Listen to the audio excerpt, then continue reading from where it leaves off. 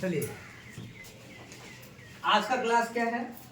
आज की क्लास में हम लोग पढ़ेंगे आयत यानी रेक्टेंगल। आयत किसे कहते हैं और आयत की क्या क्या विशेषताएं होती हैं, आयत के क्या क्या फॉर्मूले होते हैं और आयत से बनने वाले बहुत सारे क्वेश्चंस के बारे में भी हम लोग जानेंगे। ठीक है, तो सबसे पहले हम लोग बात करते हैं कि आयत हम कहेंगे किसे, आयत कैसा होता है।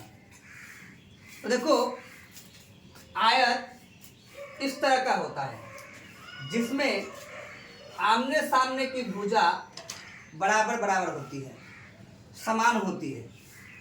जैसे ये जो है लंबाई जो है, ये लंबाई इसके समान होगा, ठीक है, और ये चौड़ाई इसके समान होगा।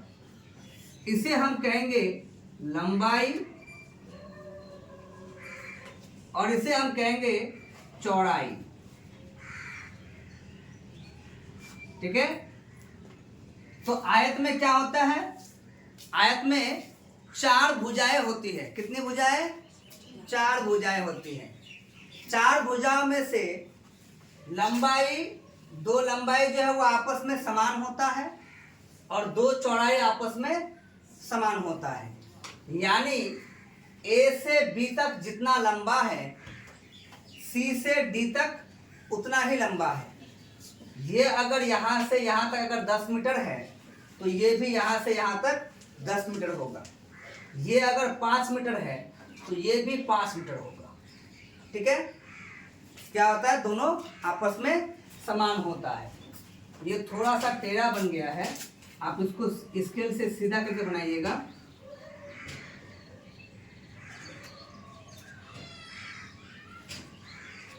अब शायद सीधा लग रहा होगा, है ना?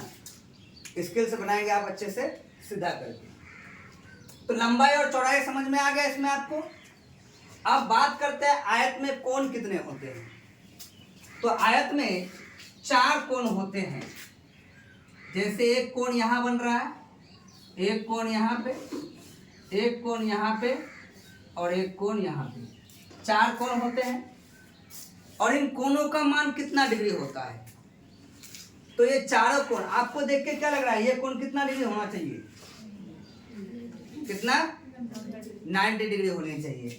यानी ये चारों कोण जो होते हैं वो 90 डिग्री के होते हैं। कितने डिग्री के होते हैं? 90 डिग्री के होते हैं। समझ में आई यहाँ तक? ये बात समझ में आई? तो हम इन कोणों को यहाँ पर दर्शाएंगे नहीं, आप लोग अच्छे से समझ जाइएगा कि आयत के चारों कोण जो होते हैं वो कितने होते हैं? 90 के होते हैं। चारों कोण कितने डिग्री के होते हैं? 90 के होते हैं। अब अगर इस कोने से इस कोने तक एक लाइन खींचा जाए तो इसे हम विकर्ण कहते हैं। क्या कहते हैं? विकर्ण। इंग्लिश में इसे डायगोनल कहते हैं। क्या कहते हैं? डायगोनल। जैसे लंबाई को हम लोग लेंथ कहते हैं, लेंथ कहते हैं। चौड़ाई को हम लोग ब्रेथ कहते हैं और विकर्ण को हम क्या कहेंगे? डायगोनल कहेंगे। क्या कहेंगे? ठीक है, याद रहेगा? तो जब हम इनके फॉर्मूले लिखेंगे तो लंबाई को L कहते हैं, लंबाई को लेंथ कहते हैं इसलिए L लिखेंगे, चौड़ाई को ब्रेथ कहते हैं इसलिए B लिखेंगे और विकर्ण को डायगोनल कहते हैं इसलिए D लिखेंगे। ठीक है, शॉर्टकट में समझ रहे हैं ना?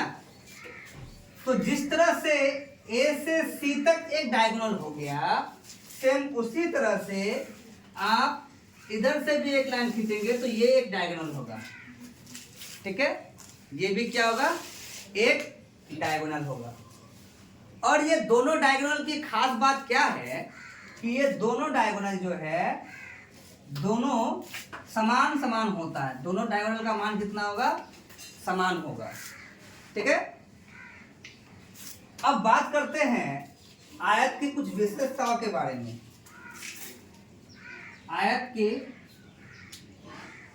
आयत की विशेषताएं,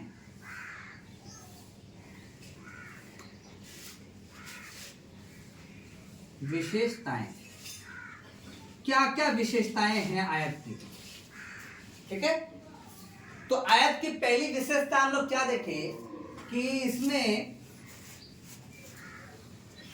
पहला पॉइंट हम क्या देखें कि लंबाई जो है, लंबाई लंबाई क्या क्या है, यानी लंबाइयां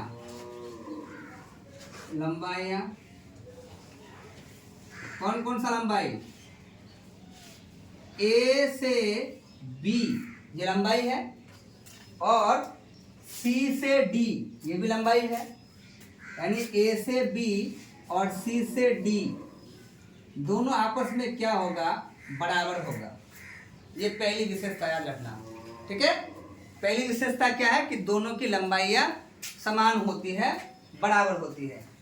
ए से बी जितना लंबा होगा सी से डी उतना ही लंबा होगा। ठीक है, अब बात करते हैं चौड़ाइयों की। चौड़ाई क्या होगा, चौड़ाई क्या क्या है, चौड़ाई की बात करो, क्या क्या है, चौड़ाई है ए से डी और बी से सी, यानी चौड़ाई क्या क्या हो गया, ए डी और बी सी ये दोनों भी आपस में बराबर होगा, समान होगा। ठीक है, तीसरी विशेषता हम क्या जाने आयत के बारे में, आयत के बारे में हम जाने कि आयत के 4 कोण होते हैं। कितने होते हैं, 4 कोण होते हैं। ठीक है, ये बात तो पता है। तथा प्रत्येक कोण का मान, प्रत्येक कोण कितना डिग्री का होता है, 90 डिग्री का होता है।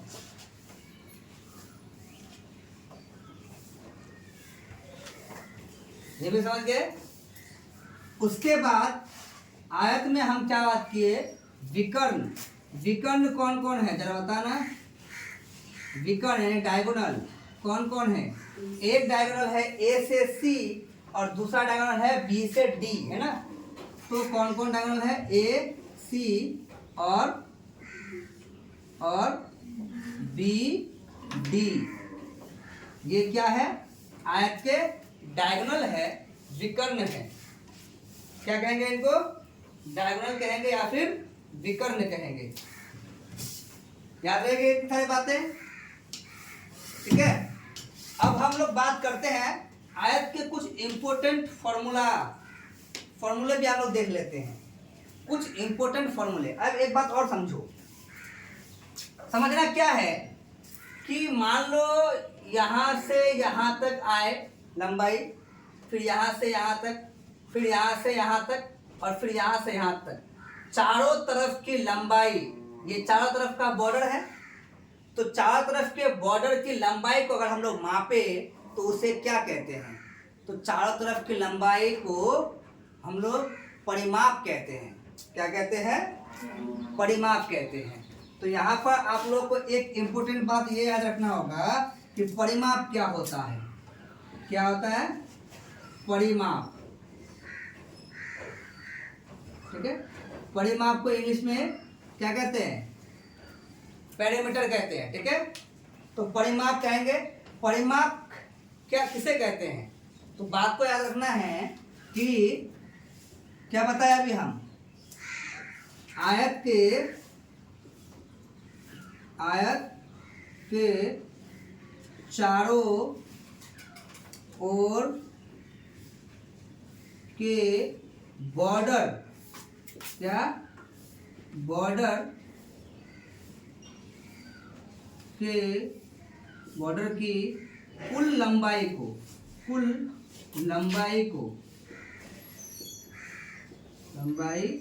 को क्या कहते हैं, परिमाप कहते हैं। परिमाप कहते हैं।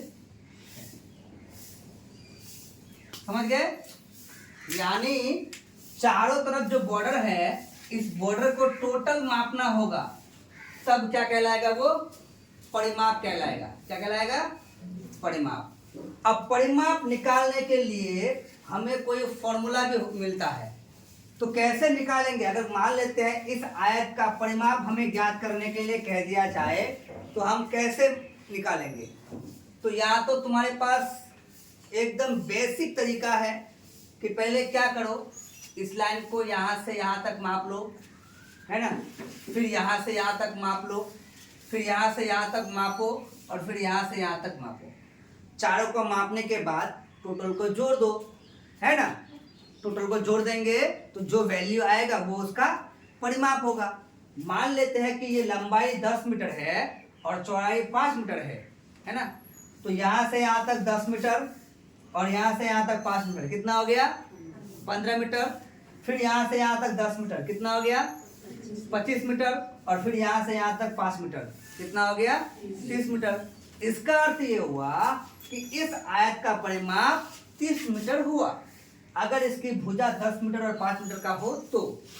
ठीक है, लेकिन क्या ऐसा सही है? ऐसा ज्ञात करने से सही होगा? तुम्हारा आंसर तो सही आएगा, लेकिन प्रोसेस थोड़ा लंबा हो जाएगा, है ना। तो हम क्या करते हैं, इसको थोड़ा सा शॉर्टकट करने की कोशिश करते हैं। क्या कि अगर आयत का परिमाप आपको निकालना हो तो आप क्या करेंगे? जैसे कि आयत का परिमाप, अगर आयत का परिमाप निकालना हो तो आप क्या करेंगे? सबको जोड़ेंगे, है ना। किस किस को जोड़ेंगे? एक बार ए बी को जोड़ेंगे, है ना। फिर उसके बाद बी से सी को जोड़ेंगे, है ना। फिर उसके बाद सी से डी को, और उसके बाद फिर ए से डी को, ए डी को, है ना। इन चारों को जोड़ना होगा। पहले ए से बी, फिर बी से सी, बी से सी, और उसके बाद सी से डी, और उसके बाद ए से डी। इन सबको क्या करेंगे? जोड़ देंगे हम लोग, है ना। ए से डी लिखो या डी से ए लिखो, बात सेम है ना। अब चारों को जोड़ेंगे तो चारों में से एक बात ये है कि ए बी जितना लंबा है सी डी भी उतना ही लंबा है ना। बताया ना, ए बी यहां से यहां तक जितना होगा ये भी तो उतना ही होगा। तो इसको अगर हम थोड़ी देर के लिए क्या कहते हैं, मान लेते हैं इसकी भुजा कितनी है, इसकी लंबाई कितनी है? एल है ना। इसकी चौड़ाई कितनी है? बी है ना।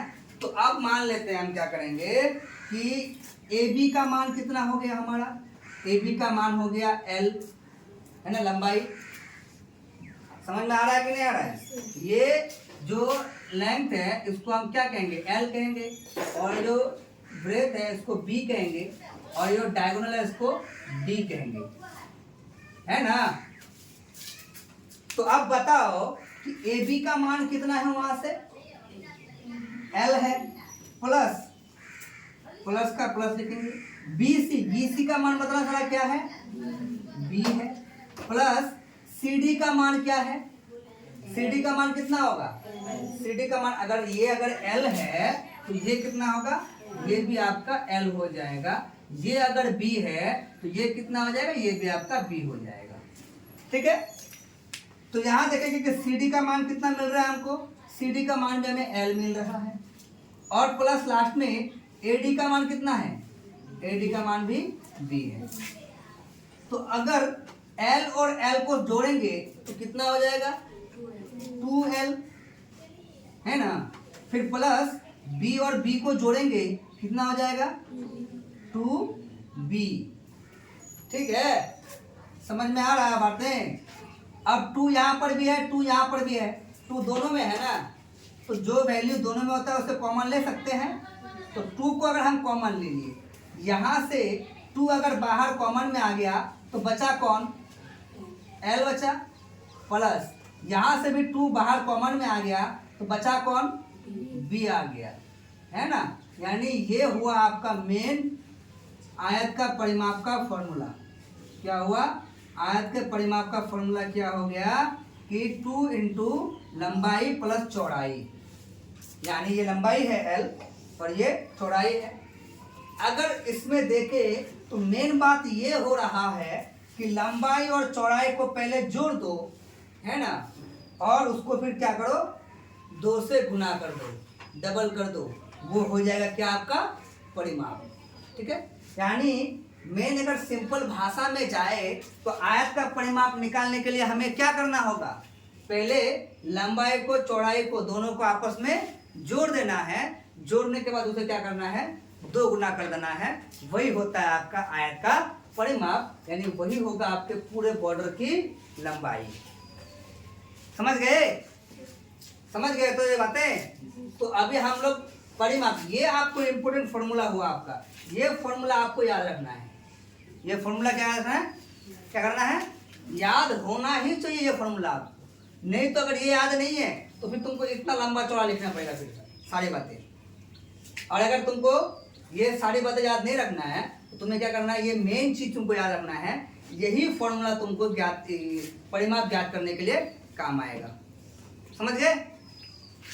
तो अभी हम लोग आयत के परिमाप के बारे में समझ लिए, है ना, और आयत की कुछ विशेषताएं जान लिए।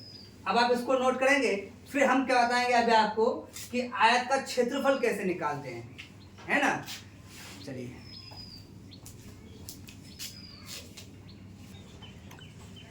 तो चलिए अब हम लोग बात करते हैं आयत के क्षेत्रफल। परिमाप समझ में आ गया, परिमाप किसको कहते हैं, आयत के चारों तरफ के बॉर्डर के कुल लंबाई को, टोटल लंबाई को परिमाप कहते हैं, है ना। और परिमाप निकालने का तरीका क्या है कि लंबाई को चौड़ाई के साथ जोड़ दो, जोड़ के उसको 2 गुना कर दो, है ना। अब हम लोग बात करेंगे आयत के क्षेत्रफल की। परिमाप वाला फॉर्मूला इधर हम लिख लेते हैं अलग से फिर से एक बार, है ना। फॉर्मूला नंबर 1, आयत का परिमाप, आयत का परिमाप क्या आया था फॉर्मूला, आयत का परिमाप बराबर क्या होता है, 2 इंटू लंबाई प्लस चौड़ाई, 2 इंटू लंबाई प्लस में चौड़ाई, ये होता है आपका आयत का परिमाप का फॉर्मूला। ठीक है, अब हम बात करेंगे आयत के क्षेत्रफल की। क्षेत्रफल किसको कहते हैं, डायरेक्ट हम फॉर्मूला बता देते हैं, आयत का क्षेत्रफल किससे कहते हैं और ये कैसे निकाला जाता है, कैसे ज्ञात किया जाता है। देखो ये आयत है, इसके अंदर का जो क्षेत्र है, यानी इसके अंदर की जो जगह है, ठीक है, इसी को कहते हैं क्षेत्रफल। क्या कहते हैं इसको, क्षेत्रफल कहते हैं। ठीक है, और क्षेत्रफल निकालने का तरीका क्या होता है, इसका फॉर्मूला क्या होता है, तो फॉर्मूला नंबर 2 हो जाएगा आपका आयत का क्षेत्रफल बराबर करना क्या है आपको, इसको लंबाई को चौड़ाई के साथ गुना कर देना है। क्या करना है, लंबाई गुना चौड़ाई, क्या हो जाएगा फॉर्मूला, लंबाई गुना चौड़ाई, बस। समझ में आया। आयत का क्षेत्रफल कैसे निकालेंगे, लंबाई गुने चौड़ाई, और आयत का परिमाप कैसे ज्ञात करेंगे, 2 इंटू लंबाई प्लस चौड़ाई। ठीक है, अब इस पर हम लोग एक क्वेश्चन करके देखते हैं, एक क्वेश्चन करके देखते हैं क्या क्वेश्चन हो जाएगा। हम लोग एक क्वेश्चन ले लेते हैं। मान लो कि एक आयत है जिसकी लंबाई मान लो 15 मीटर है, 15 सेंटीमीटर है, ठीक है, और चौड़ाई मान लो कितना, 5 सेंटीमीटर है। तो क्वेश्चन बनेगा क्या इसका, क्वेश्चन भी लिख लेते हैं। एक आयत की, हमें क्वेश्चन दे रहे हैं खुद से, एक आयत की लंबाई 15 सेंटीमीटर तथा चौड़ाई 5 सेंटीमीटर है। आयत का परिमाप तथा क्षेत्रफल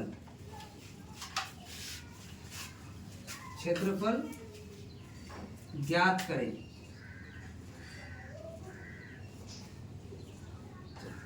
ये एक क्वेश्चन ले लिया हमने कि एक आयत की लंबाई 15 सेंटीमीटर और चौड़ाई 5 सेंटीमीटर है, तो उस आयत का परिमाप और क्षेत्रफल दोनों ज्ञात करना है, कितना होगा। ठीक है, तो सबसे पहले हम लोग क्या करेंगे, इसका सॉल्यूशन के लिए हम यहाँ क्या लिखेंगे, हल लिखेंगे, है ना। हल कर रहे तो हल लिखेंगे। अब सबसे पहले जो दी हुई चीजें हैं उनको हम लोग नोट कर लेते हैं, क्या क्या दिया हुआ है। तो यहाँ पर लिखेंगे हम लोग, दिया है क्या दिया है जी, एक नंबर पे पहले दिया आयत की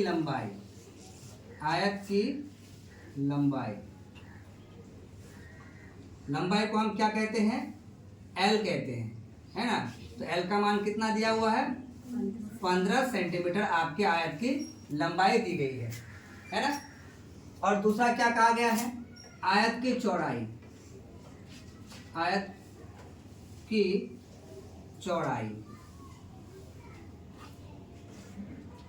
और चौड़ाई को हम क्या कहते हैं, ब्रेथ कहते हैं। तो बी लिखेंगे, बी का मान कितना दे दिया आपका, 5 सेंटीमीटर आपका बी की मान दे दिया गया है। ठीक है, अब पहला क्वेश्चन हमें क्या कहा गया है, आयत का परिमाप ज्ञात कीजिए। तो आयत का परिमाप लिखेंगे यहाँ पर, आयत का परिमाप निकालने के लिए हम क्या करेंगे, फॉर्मूले का उपयोग करेंगे। क्या करेंगे, फॉर्मूले का सूत्र का उपयोग करेंगे। फॉर्मूला क्या है, परिमाप वाला फॉर्मूला क्या है, 2 इंटू में लंबाई प्लस का चौड़ाई। तो ये 2 को 2 लिख देंगे, लंबाई यानी एल का मान कितना है 15, तो यहाँ क्या लिखेंगे 15 लिखेंगे। प्लस में बी का मान कितना है, चौड़ाई का 5, तो यहाँ 5 लिखेंगे। सेंटीमीटर है तो सेंटीमीटर लिखा जाएगा। ठीक है, तो 2 को 2 रहने दो, 15 और 5 कितना हो गया 20, और इधर सेंटीमीटर। अब 20 को 2 गुना करेंगे, ये 2 अंदर जगह गुना ना होता है, तो 2 गुना करेंगे तो 20 दूनी कितना आ जाता है 40 सेंटीमीटर। यानी ये बॉर्डर जो है, ये बॉर्डर की कुल लंबाई कितनी होगी 40 सेंटीमीटर। कितनी हो जाएगी, तो 40 सेंटीमीटर। आयत का परिमाप समझ में आ गया। आयत का परिमाप कैसे ज्ञात करेंगे, किसी को कोई दिक्कत इसमें नहीं। अब बात करते हैं हम लोग आयत के क्षेत्रफल की। आयत का क्षेत्रफल यानी एरिया कैसे निकालेंगे, ये अंदर की जो जगह है इसको कैसे ज्ञात करेंगे हम लोग। एरिया निकालने के लिए हमें क्या करना होता है, तो एरिया निकालने के लिए आपको एरिया का फॉर्मूला क्या दिया गया है, लंबाई गुने चौड़ाई। यानी फॉर्मूला हो गया लंबाई गुने चौड़ाई। तो लंबाई कितना है 15 सेंटीमीटर, है ना, और चौड़ाई कितना है, 5 सेंटीमीटर। अब 15 को 5 से गुना करेंगे, 15 गुना 5 कितना हो जाएगा 15 × 5 = 75। सेंटीमीटर गुना सेंटीमीटर क्या होगा, सेंटीमीटर स्क्वायर हो जाएगा। ठीक है, यानी क्षेत्रफल यानी एरिया कितना है 75 सेंटीमीटर स्क्वायर। जब भी एरिया निकालना हो, एक बात हमेशा याद रखना, जब भी क्षेत्रफल निकालना हो, ठीक है, तो उसका जो यूनिट होगा वो स्क्वायर में होगा। सेंटीमीटर स्क्वायर मीटर में दिया होता तो मीटर स्क्वायर, किलोमीटर में दिया होगा तो किलोमीटर स्क्वायर, ठीक है, मिलीमीटर में दिया होगा तो मिलीमीटर स्क्वायर। क्षेत्रफल हमेशा स्क्वायर में होता है और परिमाप सिर्फ सेंटीमीटर या मीटर में होगा। ठीक है, ये स्क्वायर में नहीं होता। समझ गए ना, किसी को कोई दिक्कत नहीं। तो अब फिर आप इसको नोट करेंगे। इसके बाद 2-3 क्वेश्चन हम आपको प्रैक्टिस के लिए देंगे। ठीक है,